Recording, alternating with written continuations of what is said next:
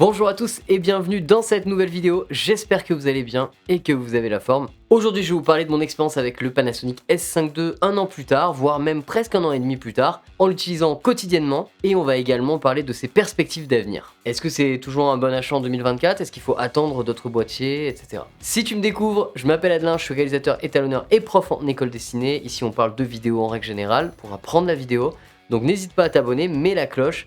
Et puis tu peux aussi me suivre sur les réseaux. Si le S5 II t'intéresse ou le S5 IIX, tu vas voir, ça va être le sujet de cette vidéo. Tu as mon lien sur IPLN, c'est juste en dessous, ça m'aide grandement et tu peux utiliser mon code créateur Adelin. Je te remercie. Alors ce S5 II, ça fait un petit moment que je l'ai tout simplement depuis décembre 2022. Puisque, souvenez-vous, j'ai eu la chance, l'immense chance, et je remercie encore infiniment Panasonic d'avoir été invité en fait au Japon, à Tokyo, pour le prendre en main. Donc en fait là, le S5 II que j'ai, c'est le S5 II que j'avais eu à Tokyo. Il a pas bougé. Et évidemment, si je fais cette vidéo là, vous imaginez, c'est parce que je le kiffe toujours autant. Je vais pas forcément en dire énormément de mal parce que j'en suis pleinement satisfait. L'histoire elle avait bien commencé quand on est arrivé à Tokyo. On a eu une grande conférence à l'époque. Ce qui était en fait la question qu'on attendait le plus, c'était sur l'autofocus. We did it! Phase hybrid contrast F. Puisque, souvenez-vous, c'est le premier hybride plein format en phase hybride AF de chez Panasonic. Et donc ça a été quand même une belle révolution pour nous. Là-bas, c'était assez incroyable de le prendre en main et l'autofocus, on a tout de suite vu que ça marchait vraiment très bien. Depuis, ils ont lancé le S5 IIX qui avait aussi été annoncé à cette même conférence. À la fin, ils nous avaient fait le coup de mais ce n'est pas tout. Il reste encore un produit et c'était trop cool. There's one more thing. Et puis, il y a aussi eu le G9 II en micro 4 tiers. J'en ai déjà fait un test aussi sur la chaîne, n'hésitez pas à aller voir. Personnellement, au quotidien, j'utilise le S5 II et le S5 IIX qui est en train de filmer ici. Et j'utilise aussi le S1H pour des productions un peu plus poussées. Mais on revient sur notre sujet. Alors, le S5 II en 2024. D'abord, ce qu'il faut comprendre, c'est son rapport qualité-prix. Le S5 II, il a encore baissé de prix.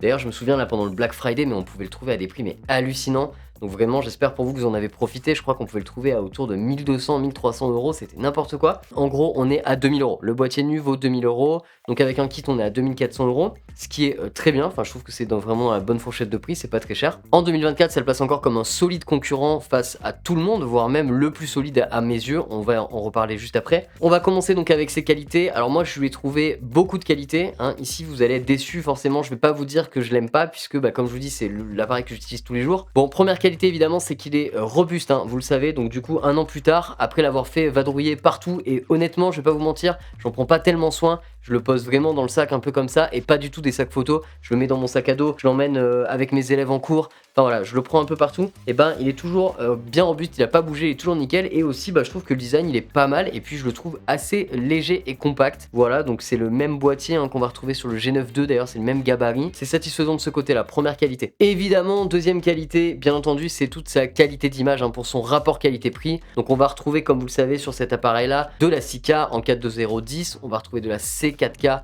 en 60 fps, en 422 10 bits, en interne sur une carte SD. On va pouvoir faire une mise à jour qui est payante aux alentours de 200 euros pour avoir le Blackmagic Raw en externe comme je suis en train d'enregistrer ici avec le S5 IIX. Donc c'est vraiment une machine en fait qui a des perspectives d'évolution énormes même pour les débutants. Donc si par exemple vous achetez ce boîtier là et que vous êtes encore au stade du débutant ou en tout cas de l'intermédiaire, de la personne qui apprend, vous avez beaucoup de marge de progression parce que simplement en achetant la mise à jour vous allez pouvoir passer sur le bureau, etc. La dynamic range elle est excellente et puis on a aussi le dual native ISO qu'on retrouve sur les Pana qui est vraiment excellent aussi. Là encore, je vais pas me répéter, mais c'est juste que ça fonctionne très bien. Et puis, bien entendu, on a une qualité d'image que moi j'ai trouvé géniale. On a fait beaucoup de choses depuis. On est allé au Japon, on est allé au Danemark, on est allé en Finlande. On a fait vraiment énormément de projets avec ce S5 II. Donc là, je parle bien du 2, pas du 2X dans cette vidéo. À part le face caméra, tout ce que vous verrez, c'est fait avec le S5 II, pas le 2X. On est allé aussi à Londres avec. Enfin bref, moi c'est un boîtier qui me suit partout depuis que je l'ai et c'est mon boîtier de tous les jours. Évidemment, comme sur les boîtiers Pana, tu retrouves une grosse personnalisation, donc c'est aussi une de ses qualités. À 2000 euros, tu as la possibilité d'avoir un waveform et tout ce qui va avec, les marqueurs, tout ce qu'il faut, le mode anamorphique avec le D-Squeeze en interne, donc c'est vraiment des appareils très orientés vidéo, mais qui font aussi très bien de la photo, particulièrement celui-là, et c'est justement la qualité que je lui retrouve, en plus de toute sa stabilisation et du fait que ce soit, comme je vous ai dit, l'appareil everyday parfait, il fait très bien de la photo. Donc c'est des appareils très polyvalents. Regardez là, je vous montre quelques photos. Donc on a fait des photos au Japon. Alors moi je suis pas photographe, hein, donc je fais ça comme je peux, mais toutes les photos que j'ai pu faire avec, j'en suis pleinement satisfait et je trouve que là encore le résultat fonctionne très bien. En fait ce boîtier il est hyper attachant, même un an et demi après, on s'en lasse pas. Pour quelqu'un dans un usage normal, je vois pas ce qui vous limiterait avec ce boîtier là. Pareil pour faire des vlogs, etc. Il est pas lourd, comme je vous disais juste avant. En bref, sur l'immense globalité du boîtier, j'y trouve, vous l'aurez compris, beaucoup de qualité. Maintenant, on va quand même parler des quelques défauts que j'ai pu noter et aussi des fonctions que j'ai assez peu utilisées. Par exemple, la fameuse fonction du Real Time LUT qui permet de enregistrer directement avec sa LUT dessus. C'est une fonction que je trouve vraiment intéressante, mais j'ai pas eu l'occasion de vraiment m'en servir, à part sur des streams. Allez, on commence avec les défauts majeurs que je lui trouve. Alors le premier défaut, c'est pas vraiment un gros problème, mais pour moi c'est quand même un petit défaut qu'il faudrait corriger dans le futur, c'est que je pense que l'autonomie est bonne sans être extraordinaire. Alors dans les faits, c'est un boîtier avec lequel vous allez pouvoir faire sur 2 batteries une journée de tournage sans être en train de tourner tout le temps.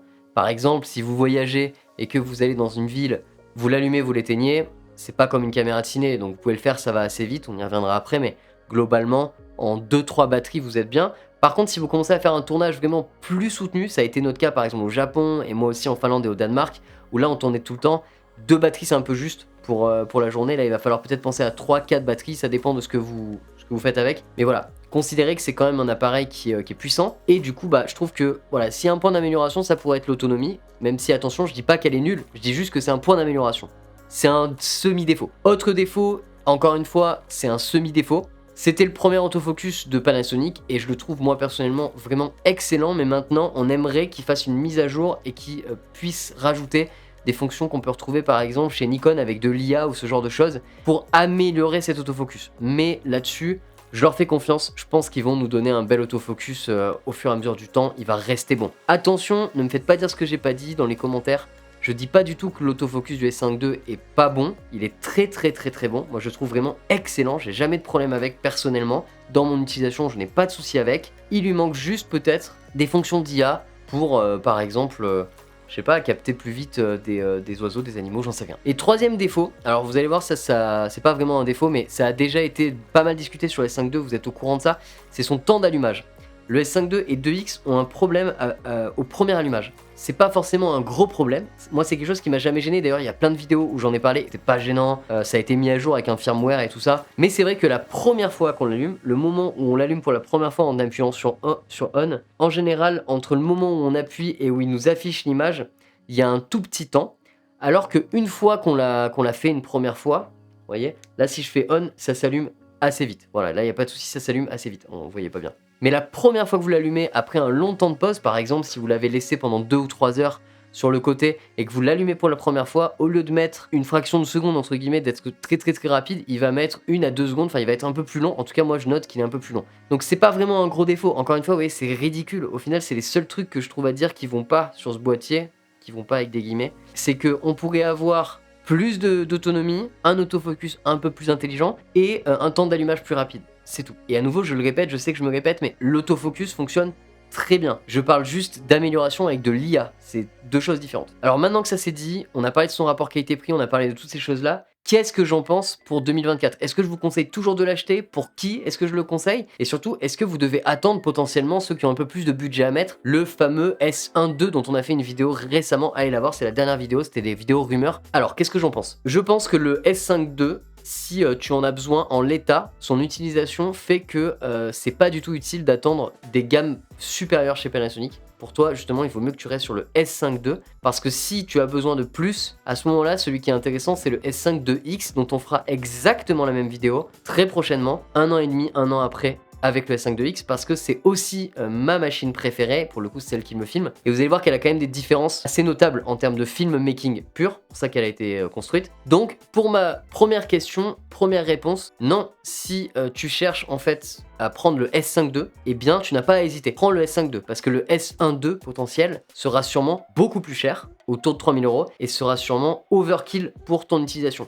Si maintenant tu hésites avec un prix similaire, ça peut être un autre boîtier chez Panasonic, c'est le G9 II. Le G9 II, il n'a pas à faire ses preuves, il est tout simplement extraordinaire. Tous les gens qui l'ont testé le trouvent génial. Je l'ai testé, je le trouve génial aussi. Le G9 II, c'est un produit qui est différent parce que c'est un produit qui est en micro 4 tiers. Donc ça, c'est plutôt un avantage si tu as des optiques micro 4 tiers déjà ou si tu veux gagner en compacité pour tes déplacements avec des optiques plus petites ou si tu fais de l'animalier, des choses comme ça pour t'avoir des téléobjectifs beaucoup moins chers et beaucoup moins gros. Donc si tu es dans le désert en quoi, c'est génial. C'est aussi un avantage si tu veux faire de l'anamorphique parce que c'est le ratio parfait pour ça et donc du coup tu vas pouvoir utiliser des vieilles optiques anamorphiques. Ça c'est génial. La taille du capteur se faisant parfaitement à ça. Donc c'est une flopée d'avantages là-dessus. Mais c'est un autre débat. Personnellement, si tu hésites entre les deux, je te conseille de réfléchir vraiment à ton usage et à tes perspectives d'optique en fait. C'est usage optique pour moi, usage optique. Une fois que tu as répondu à cette question-là, tu sais. Attention, le micro 4 tiers n'est pas moins bien que le plein format, ça n'a rien à voir, ce sont deux formats différents et il n'y en a pas un mieux que l'autre, c'est deux formats différents. Le S5 II en 2024 face au S5 IIX. Alors là aussi, c'est toujours une question complexe et on va tenter de répondre un peu plus dans cette question dans la prochaine vidéo. Mais pour moi, si tu cherches quelque chose de plus polyvalent, le S5 II est un peu meilleur que le S5 IIX dans la mesure où le S5 IIX est un petit peu plus cher, légèrement plus cher, mais il est quand même vraiment orienté filmmaking. On en parlera dans la prochaine vidéo. Et avant de vous quitter, je vais vous dire du coup pour qui est-ce que je le conseille, pour quel type de profil. D'abord, l'ultra polyvalent, pour les gens qui veulent faire autant de la vidéo, autant vidéaste que photographe, pour les créateurs, franchement pour les créateurs mais incroyable, ou juste les personnes créatives au quotidien qui s'en servent pour des blogs, etc. C'est vraiment incroyable. Je pense que de ce côté-là, il est parfait. Il est parfait. Pour vous et votre utilisation, c'est le boîtier parfait pour son prix. Voilà, tout simplement. Je le conseille aussi également aux débutants qui voudraient accéder au full frame. Alors quand je dis débutant, évidemment c'est mieux si vous avez des notions, mais ça fait rien. Je pense que c'est un boîtier idéal pour commencer. C'est un excellent premier boîtier de démarrage qui sera très très puissant et qui, comme je le disais au début, saura vous accompagner très longtemps. Donc voilà, ça c'est super, donc je le conseille aussi aux débutants. Et puis bien sûr, ça va très bien aussi pour les personnes intermédiaires, hein. Ce sera un boîtier qui va évoluer avec votre niveau aussi, donc c'est génial. Pour les personnes qui sont un peu plus expertes ou qui sont centrées vraiment sur la vidéo, de mon côté là je vous conseille plus le 2X, mais on y reviendra à nouveau comme je disais dans la prochaine vidéo. Donc pour faire simple, c'est le boîtier idéal d'accès, hein. C'est vraiment pas mal du tout. Vous avez tout ce qu'il faut pour faire tout plein de projets avec. Donc voilà, n'hésitez pas. Je vous le conseille. Allez, pour conclure, au global, moralité, cette vidéo-là, je l'ai faite pour vous donner mon ressenti quasiment 1 an et demi après, parce que je l'aime toujours autant. Voilà, je l'ai déjà dit, vous l'avez compris.